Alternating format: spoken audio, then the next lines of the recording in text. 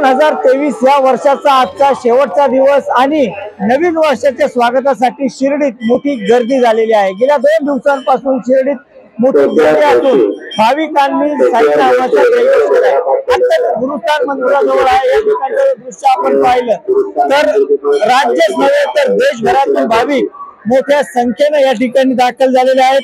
सकाळपासूनच साईबाबांचं दर्शन घेण्यासाठी भाविकांच्या दर्शनासाठी रांगा लागल्या आहेत। एकूणच जर पाहिलं तर दरवर्षी नवीन वर्षाच्या स्वागतासाठी साई भक्त देशभरातून शिर्डीत येत असतात आणि या सगळ्या पार्श्वभूमीवर साई संस्थानने सुद्धा विशेष व्यवस्था भक्तांसाठी केलेली आहे।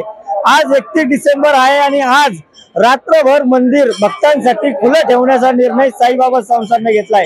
देशभरातून येणाऱ्या भाविकांचं दर्शन व्हावं यासाठी आज रात्रभर साई मंदिर खुलं राहणार आहे। याचबरोबर पोलिसांनी सुद्धा अधिक आपलं कुमक जी आहे पोलिसांची ती तैनात केलेली आहे। जवळपास 500हून अधिक पोलीस कर्मचारी आणि 20 अधिकारी हे पोलीस बंदोबस्तासाठी या ठिकाणी तैनात करण्यात आलेले आहे। येणाऱ्या साई भक्तांसाठी विशेष सुविधा मांडव ठिकठिकाणी साई संस्थान उभारलेले आहे। त्याचबरोबर येणाऱ्या भक्तांचं दर्शन व्यवस्थित व्हावं यासाठी सुद्धा साई संस्थान सज्ज झालेला आहे।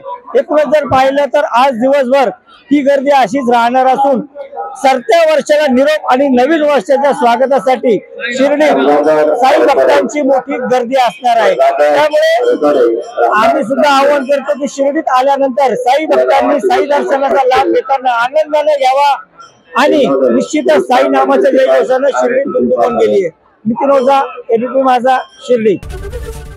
एबीपी माझा, उघडा डोळे बघा नीट।